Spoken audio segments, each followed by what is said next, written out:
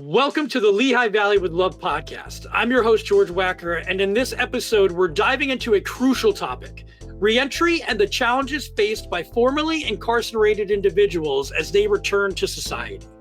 Reentry is a process that affects us all, whether we realize it or not. Did you know that 65% of people released from prison end up reoffending, or that defendants who can't afford bail often spend 90 to 180 days behind bars before their case is even resolved? These barriers make successful reintegration nearly impossible, but there are solutions, like expanding mental health and drug courts, addressing pretrial detention challenges, and improving job opportunities for returning citizens. Today, we are joined by Dr. Michael Pittaro, Director of Corrections for Northampton County, Jose Rivera, Community Engagement Coordinator at United Way of the Greater Lehigh Valley, and Attorney David D. Ritter, Criminal Defense Attorney with Kittay Law Offices.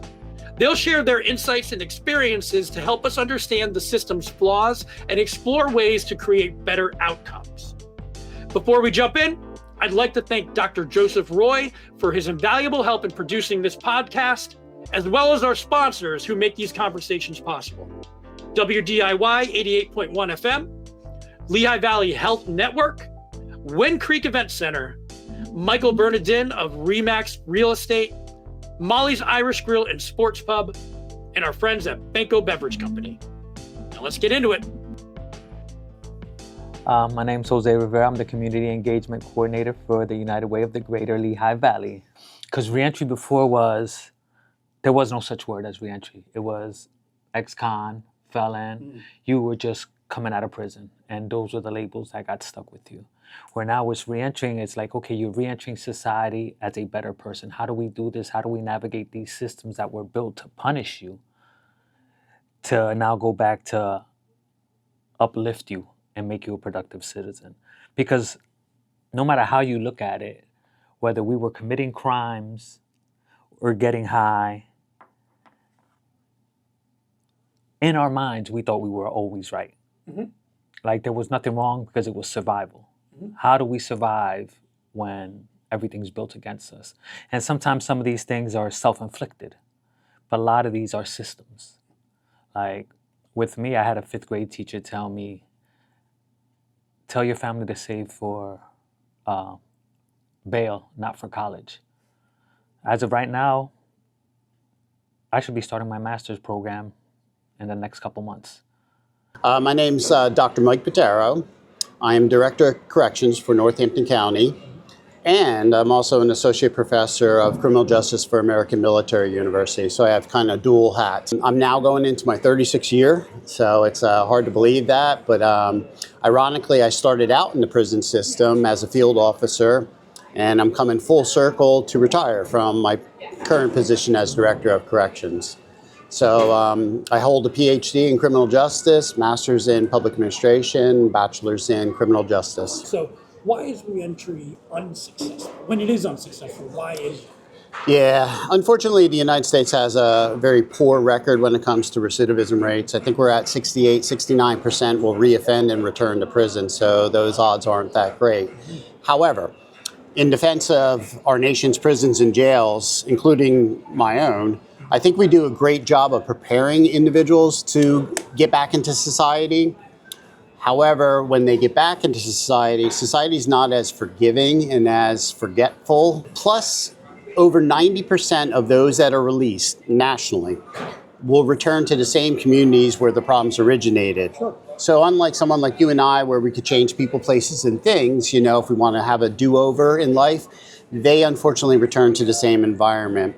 So you can make great progress while you're incarcerated, but then as soon as you step foot in the community, now that's the test. And you're dealing with a lot of triggers. You're dealing with psychological triggers, like you go past the place, that's where I used to get high. That's the guy who sold me drugs, where I used to drink. So unfortunately, change comes down to each individual. So it's a little bit more complicated than most people think. Certainly. My name is Attorney David D. Ritter. I'm from Orfield, Pennsylvania. I have worked as a full-time public defender in Lehigh County, Pennsylvania for 5 years. For the past 2 years, I've worked at a private law firm, Kittay Law Offices, Kitay, Kitay Law Offices. And I've been involved in criminal law and criminal justice for 27 years. Can you talk a little bit about why reentry, when we're talking about, probation and parole, is often unsuccessful, and what factors contribute to individuals returning to prison despite completing their sentences? Certainly.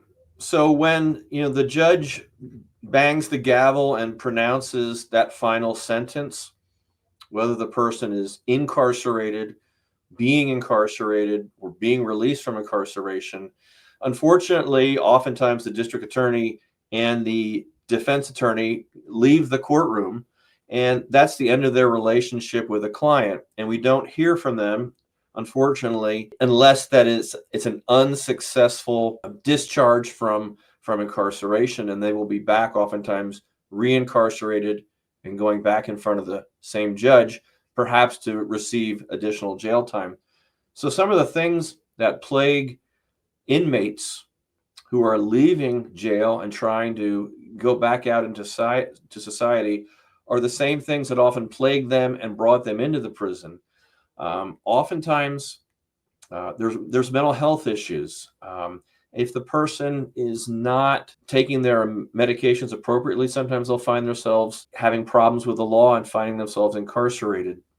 At the end of their sentence, if internally, for example, at the Lehigh County Jail, if there's any difficulty in getting that person back on their meds appropriately, that's going to present a problem when the person gets out. Do they have a prescription in place when they get out? Do they have a psychologist or psychiatrist in place ready to monitoring their progress? So one of the main things is the mental health component of their lives. If they didn't have it in place in the beginning, sometimes they don't have it in place when they're attempting to get out. Another thing also is treatment, not only for mental health, but for drug and alcohol. If they don't have that system in place to hold them accountable and help them with their sobriety, when they hit the pavement and they're released from, let's say, a county jail, it's very easy to very quickly fall back into old people, places, and things, and pick up with their addiction. And then when that happens, they find themselves right back in trouble and going back to see that same judge. How did I end up here? Yeah. 5 years of hard grind and hard work. I started at Promise Neighborhood as a volunteer. And at that time, I was working at Sam Adams and going to community college and an active alumni with Treatment Trends in Keenan House. I was discharged January 21st, 2019, and I ended up in front of L-Tri-C because at that point in my life, I was an L-Tri-C student out of Frackville, out of the prison. And I was blessed to go to L-Tri-C after I saw which colleges were involved in it. You have names like Villanova, and I was like, oh, wow. And I couldn't fathom it. Here comes this tiny community college saying, hey, you're accepted here and we're going to give you a business degree. And I jumped on it. And kind of on the flip side of that, what makes reentry successful? Is it, the things that you just said and kind of flipping them on their head? Is kind of discuss a little bit more. Yeah, we've come full circle as far as what we're doing to prepare them for reentry now. So, for example, one of my favorites is cognitive behavioral therapy, which in layman's terms is basically taking your distorted way of thinking and changing it into something more socially appropriate. So, for example, if you have an anger problem, I can't change your anger problem. That's just your temper, your personality. But we can teach you how to deal with that so you know when you're getting angry and then to find alternative ways of handling that. You talked about some of the strategies that can make reentry successful. Could you kind of dive into that a little bit more? Are there any things that you have seen or interventions that have proven effective for individuals who do not return to prison? Well, one of the things that I've seen, and I'm going to give a big shout out to the chief probation officer of Lehigh County. She's a friend of mine. Her name is Pam Sheffer, and she took time out of her day to sit down with me and update me on some of the things that are in place to help inmates who are about to be paroled. There is a coalition that they recently received funding for. I believe they call it the Reentry Coalition. They've been successful in obtaining funding for this.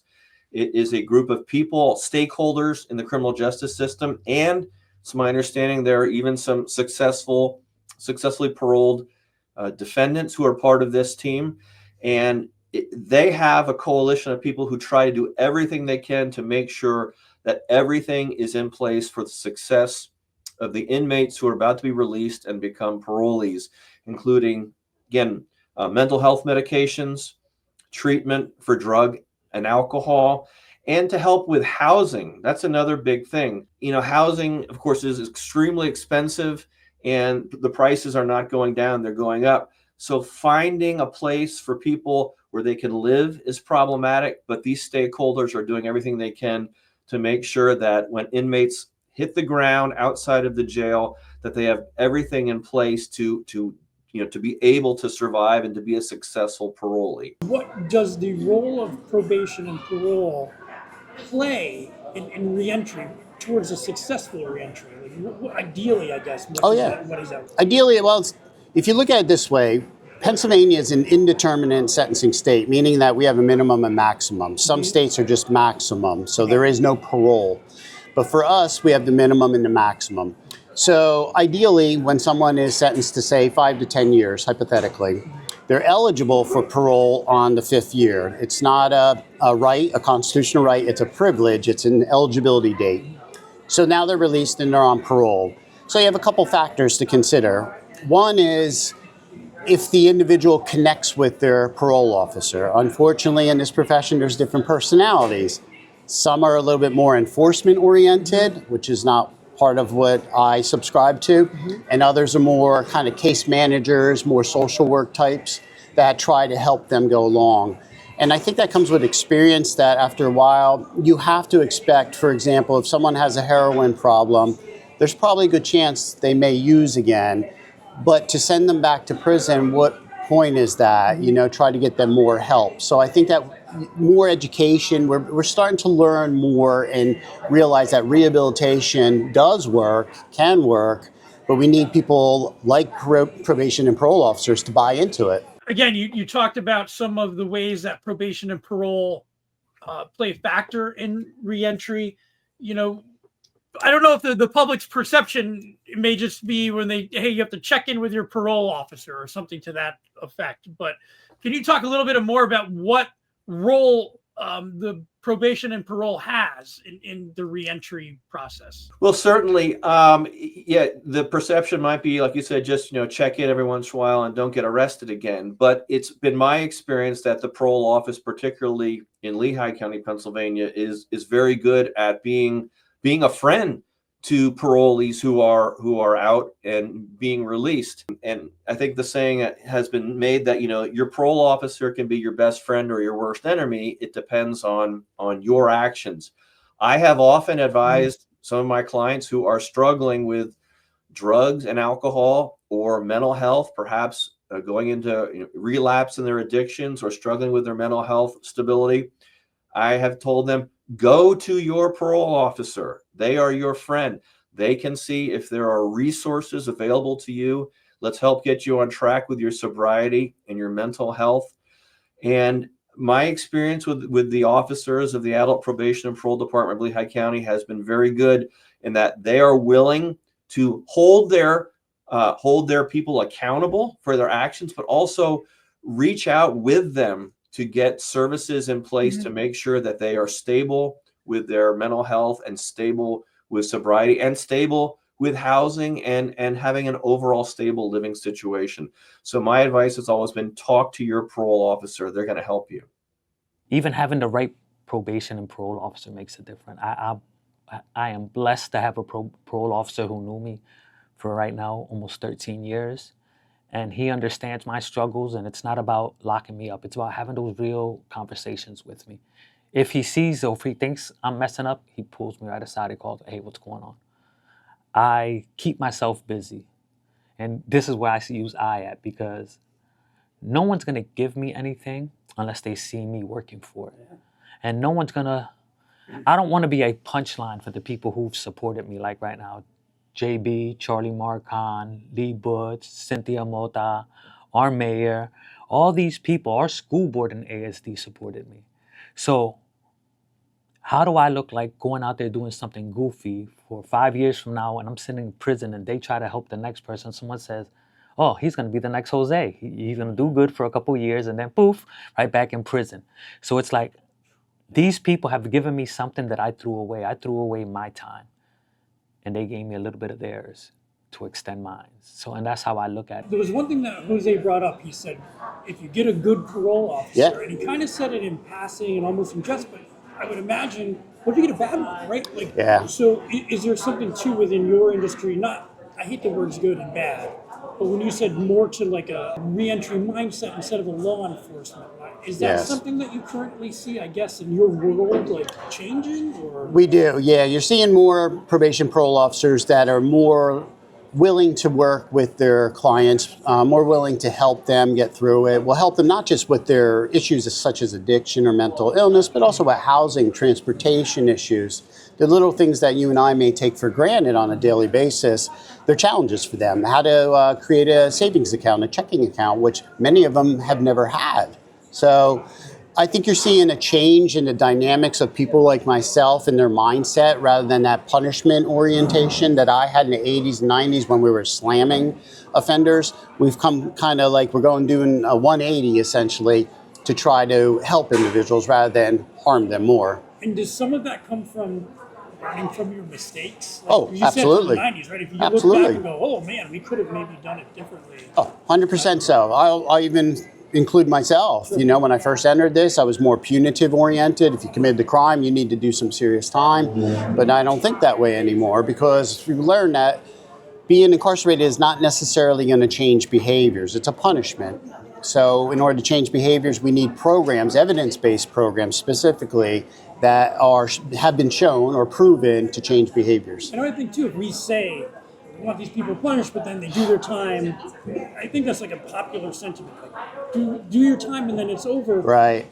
But is that true? Do you find that there are a lot of stigmas or some hurdles, even just socially, for those re-entering to get over that?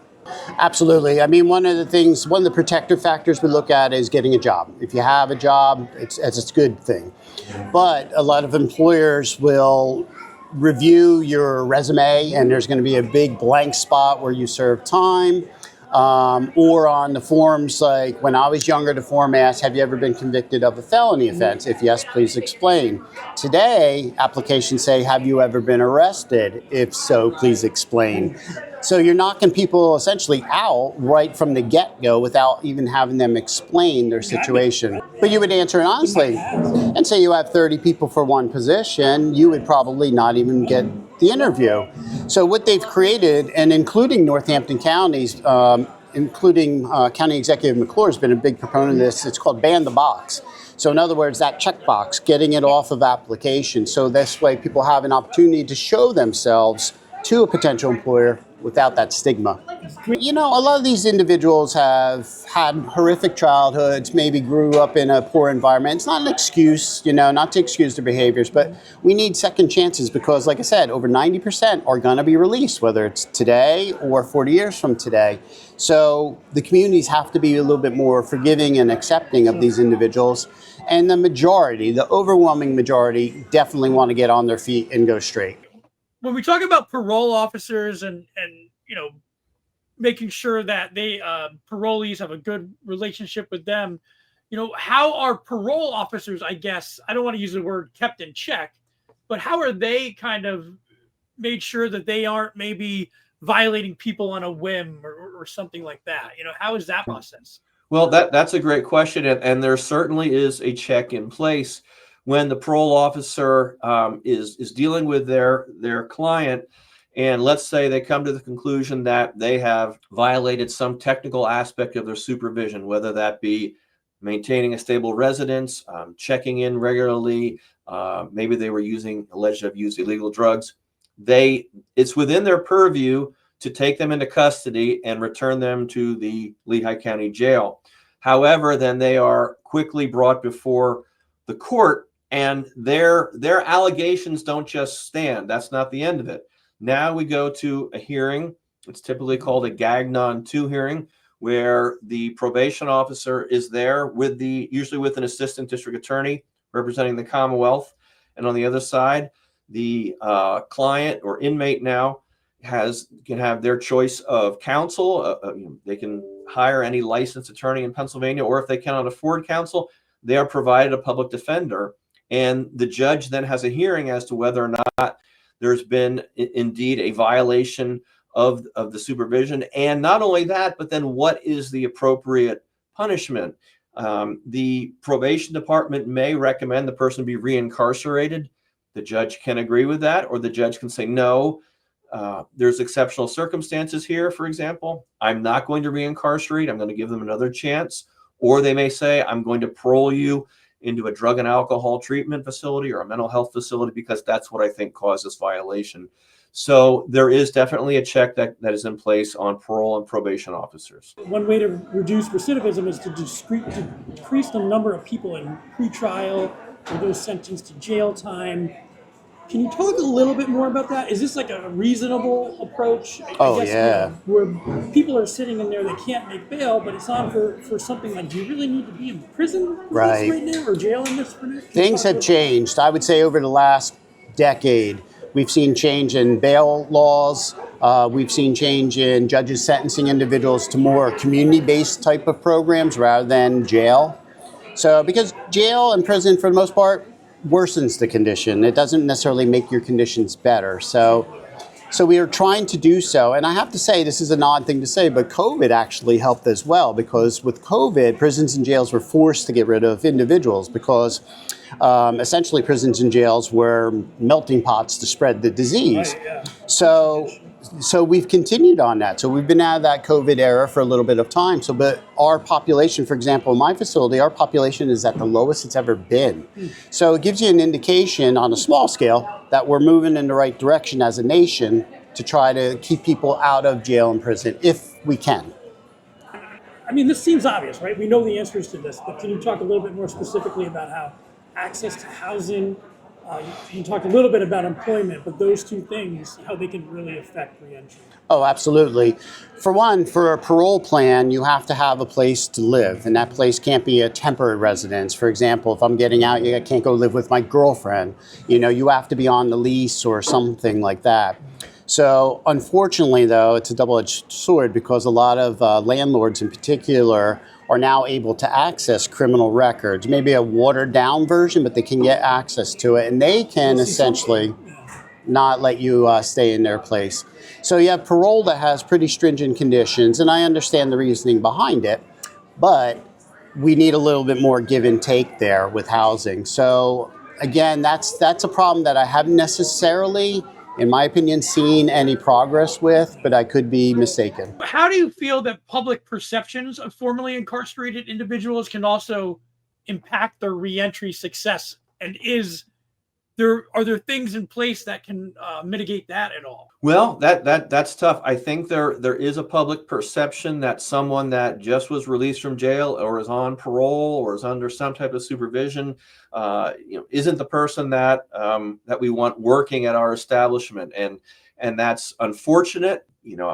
I think second chances are an important thing. People need to be given a chance to show that they're going to be, trustworthy employees, trustworthy workers. So what can we do to change that? Well, in recent years, we have seen Governor Wolf and Governor Shapiro take steps with legislation that has helped with the sealing of certain criminal records and arrest records, and the expungement of certain records, something that unless it was exceptional circumstances, a conviction was permanent unless the person died or turned 70. So in the past decade, there's been really a significant change in allowing people to pursue sealing and expunging of the records. And that is one thing that goes a long way to clearing their records and making them more employable, of course, in the eyes of employers. Talk a little bit about how the legal system can play a role in shaping reentry. Are there, and this is more like kind of, I guess, your opinion or what you're comfortable talking about, what structural reforms or better support do you see in the future that could be done? You know, stuff that you're saying, hey, a couple years from now, it'd be great to be in that position. Oh, absolutely. I think the courts have done a tremendous job of kind of like remodeling their approach to it. I'll give you an example. The DUI courts, which came about in the 80s, right? They were hailed as a success. So next thing you know, we have mental health courts. We have homeless courts. We have juvenile courts. And we even have veteran courts, which I'm a big proponent of. You go overseas, you serve our country, you come back, you have some issues with PTSD and so forth, and you end up in the criminal justice system. That's simply wrong. So we have dedicated, we call them specialized courts, to deal with those individuals. So it's a less punitive approach. In other words, the whole idea is to try to help you because, for example, if I have an addiction problem, the court knows that the addiction is my primary issue, crime is secondary. If we address the heroin addiction, crime should go down. So it's got a simple concept and it's proven to be very successful. And I think you're seeing judges today that are more receptive and more willing to kind of go that extra mile. How does access to housing and employment affect reentry success? And then is there anything going on? Like, are there any legal measures or policies in place, or is there any improvement that could be made here? Well, housing is a big thing because the problem is when someone is about to be paroled, a parole officer typically goes over into the jail and starts doing their paperwork to make sure that that transition is smooth and that the department knows where that person is going to be located so that it's a safe place. And the problem is a lot of times these inmates do not have places to go. So how do you parole someone into a stable situation if they have nowhere to go? That's one of the issues that this panel is trying to address. They're trying to make sure that they're doing everything they can to get them into a safe housing. And one of the big problems for the inmates is a lot of times they came in, let's say they don't have their paperwork, they don't have their social security card, they don't have their driver's license. Well, right. Even if they are able to get out and go to a place, what's the first thing that's probably going to be asked of them is, can I see your driver's license? Can I see your social security card? Do you have a credit card to put your security deposit down? And if these inmates don't have those things when they went in, they're not going to have them when they're on their way out. So there's always an effort to try and make sure they have their paperwork so that they can have a successful transition out of the jail. What would you tell someone if they're interested in this? Maybe it's even just this, having conversations and sharing this kind of stuff. Is it talking to your representatives? Is it? How would a person who's interested in this make a change? Talking to your representatives, obviously they're the ones that create the laws, so you need those decision makers. I'll give you a perfect example. I publish a lot of articles, I publish books, but the individuals who read them are fellow professors, students that are forced to read them, and not necessarily the politicians. So in other words, I've been able to kind of hone in on a lot of these problems, and it's all based on science. But is it getting out to the people who really, truly need to make those decisions? So talking about is one, getting rid of misconceptions. A lot of people think that, you're unsalvageable. Like you can't be treated, you can't change, and that's simply mistaken.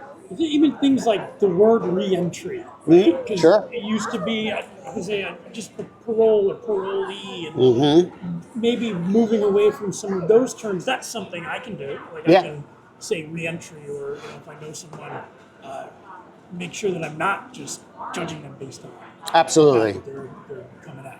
Right, because they're condescending terms in a sense, and especially with kids are easily influenced. So if you're calling them delinquent's a heavy label. So you want to try to get away from those labels. So and this is my experience or my opinion, but most of these individuals already have low self-confidence and low self-esteem. So by us as criminal justice system pummeling them more with condescending terms, derogatory terms, that's not helpful. We need to build people up rather than tear them down.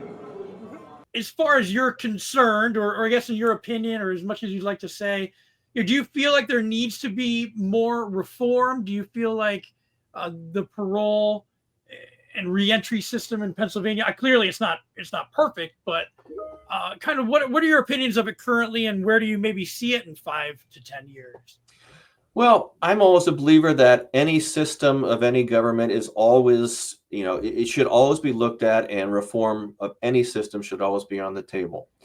For example, the bail system in certain states, there have been significant reforms on bail. Now, it's my personal opinion that I believe some of those reforms have gone too far, and I think the pendulum is getting pushed back by the public. I don't think it advisable that people who commit violent acts should be released upon on society again without significant bail being in place and being posted to secure their return to court. On the other hand, things can be too strong. There may be some counties in Pennsylvania where I am somewhat shocked at hearing some of the bails that are imposed, and I think there's no way that anyone could post that for what maybe I would deem a relatively minor nonviolent offense. So it's always finding that middle ground. Now, I will say I'm a native of Lehigh County. I've been working in law enforcement capacities here as an attorney for 27 years. And I will say I think Lehigh County does a really good job. They have an office called Lehigh Valley Pretrial Services that monitors the people going into the jail, interviews them, talks to the family, and goes to the court and makes a recommendation for bail, which the court does not have to agree with, but their recommendation is usually relied upon because they do a good job, and they talk to the inmate, they talk to the family, and they get an idea of what the situation is, and they can present that picture to the judge, and then the judge can make the determination about bail and usually will follow their recommendation because they have a good reputation for doing a good job. So do I see many reforms coming?